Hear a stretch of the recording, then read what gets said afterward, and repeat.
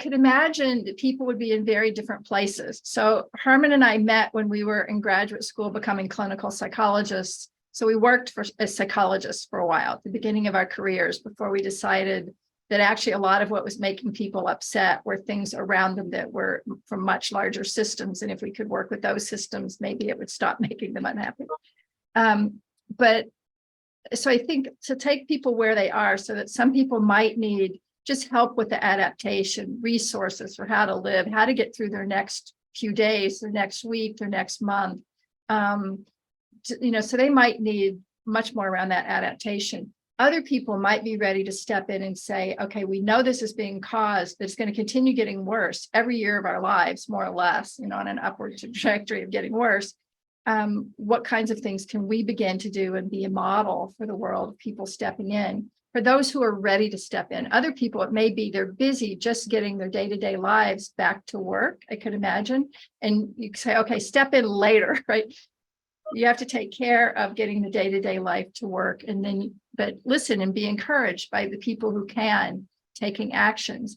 And so I know that like in Palo Alto, we have not had the fires near us. The fires were still a couple of hours away from where we are, but they're trying to make a difference. And it's a place where people have been interested in innovation and technology. So really trying to get homes to switch their water heaters from being gas-powered water heaters or the heating systems, or to help people understand how to switch to electricity or how to get solar. A lot of California is switching to clean energy anyway. So even if you don't have solar, the energy you're getting is cleaner than it used to be.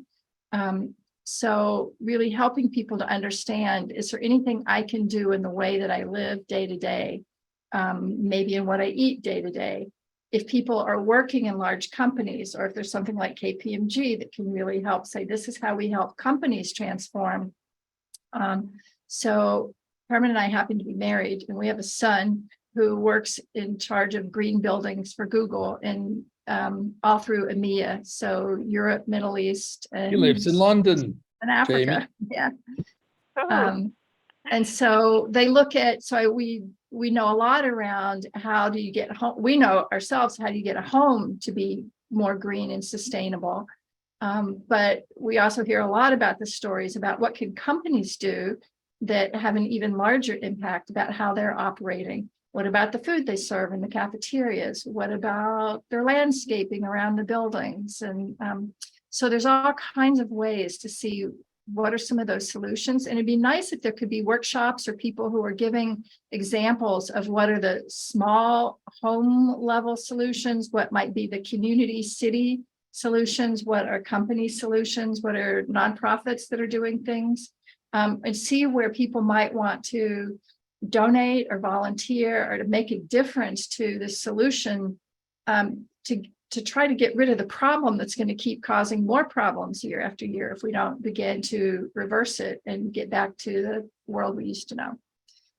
So I don't know if that makes sense, but I think in addition to the festival and the music and the bringing people together in a way, something that's healing, but then also to give something that shows here's some legitimate reasons to have hope. We're not just going, let's be hopeful. We're going, no, we're going to work on this. We're going to be hopeful for a reason because we see that enough people are stepping in.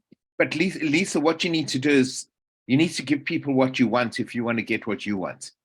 So there's beautiful things that we can do. I mean, during the day, we can have a half-day session with 2,000 people doing a mural board.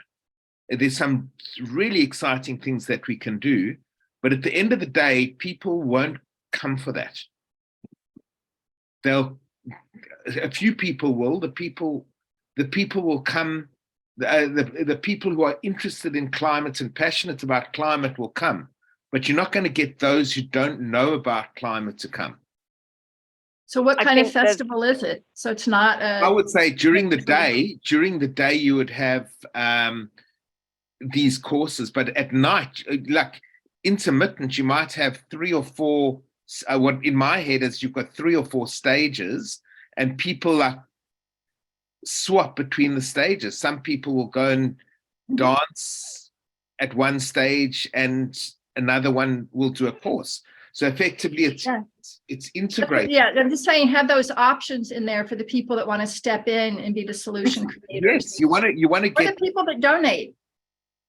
exactly. So for example, sorry, say that again. Have a place where people can either step in to join as a solution creator, or just even sharing information about solutions they know that might have happened at work. But other people, or they might want to donate. So places where people can donate time or energy or support, and then other places where they can enjoy music and. But yeah, so the ideal thing with this Lismore event is to actually get people engaged and wanting to come. Like, what is the thing that would want Bill Gates to take his plane, land in Lismore, and come to this festival? What would make like the jet setter who's sitting with $1 billion to come and say, "I want to play"? That's where Chris Decker says that's where the name of Byron is essential to get into the mix. Sure. Because people know. Yeah, people know it doesn't have to be in Byron to have the Byron name, but it has to have some kind of physical association. Well, anyway, that's content. That's that's logistics. It's conceptually, what is it that actually wants? What will make these people want to come? Who's the person? And generally, people will follow the person who is the trendsetter, or like. So, for example, if Bill Gates decided to come, or Warren Buffett would decide to come, you'd have the world and his wife coming. So maybe the secret is to actually say, who's the queen bee that will enable all the bees to come? Do you want a global queen bee or a local queen bee? One of each. One in Byron, one in Lismore. Whatever, it doesn't matter. I've got a long list of stakeholders, so I can share websites of local, and you guys, I'll leave you to the global. And the talk about investments, like what's the biggest bang for the buck for the council to put their budget in? The council's got a very limited budget. Let's say at best it's $20 or $30 or $40,000. How can you make that $40,000 turn into $4 million? Yeah, you've got some cities in China, for example, turning into cities of the future, where they mass roll out AI and other technologies, and you get a lot of investment into those cities just to see what that future city would look like. So maybe Lismore could be that test case of a resilient city of the future, where you do, test case technology development. Very good approach. Yeah. If you have any articles about that, I'd love to see what some of those cities are, the kinds of things they're doing. That would be really interesting to learn more about, because it's not something I have heard much about before. Yeah, they got autonomous vehicles in some cities in China. It's mass rolled out. So, yeah. Quite amazing. Actually, that reminds me of something that happened in sort of north coast of Queensland, where I think it was 1787, but there's a town with 17 something, I can't remember the name, but they were a very small town, and they were like the southern part of the Great Barrier Reef. But they were known for testing everything to do with cryptocurrency. So the town used all the technology in their coffee shops and all this, there's only a few thousand people there, but they were using those technology in the town, and they were quite famous for that because as a result. Yeah. So I think, that's a great idea, Joseph. Yeah. And how would we do it? How would we actually get the imagination fired up? I mean, when you talk about this, I sort of got the hair on my. Yeah. So I think moving large money is quite difficult, and it starts with like a proof of concept. That's how I've seen it work. Like a small scale proof of concept. It might just be on an individual house, at maybe the most vulnerable house in Lismore, the lowest, the lowest depth. And this is some kind of solution or some kind of technology, maybe all sorts of technology, just developed on one house and seeing, what that house looks like. Yeah, that kind of also reminds me, it's great that we do this collaboration, right? So if there was a disaster, natural disaster, etc., if you need to build houses really quickly, I have a client who does a 3D concrete printing of concrete shells, and they have the whole system set up so that it can be done in a week to print a habitable house. And they've got the machine, one of the testing machines. I mean, they're in manufacturing now, so it's like one of the machines is in the Griffith University, and they've actually trained the people in Griffith University to use the machine to print, so that they can teach students how to use the machine to print. And so that is like Griffith on the Gold Coast. So it's actually not far from you guys. It's like, Not is at it all.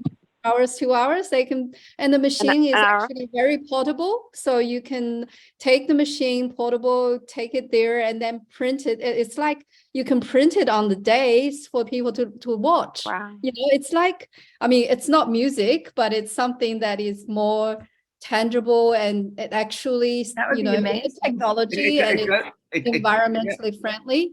It doesn't have to be music. I mean, Warren Buffett has his thing in wherever he lives, and he's got hundreds of thousands of people going to listen to the rubbish that he talks.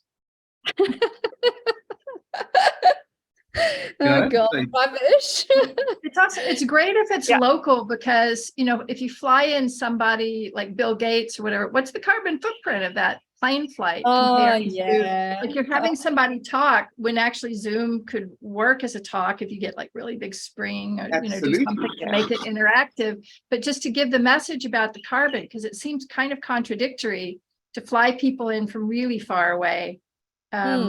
When you're just I agree. And the more worse. local the solution, the more long term we'll actually be able to roll it out. If there's solutions on the Gold Coast or even Sydney, that means that when the conference gone and people have made those connections, they can actually be of use longer term. That's right. I do like your idea, Ivan, that we need that attraction to draw people in, or maybe the nighttime event, but then the daytime could still be the more serious and the networking. And I guess it comes down to the scheduling.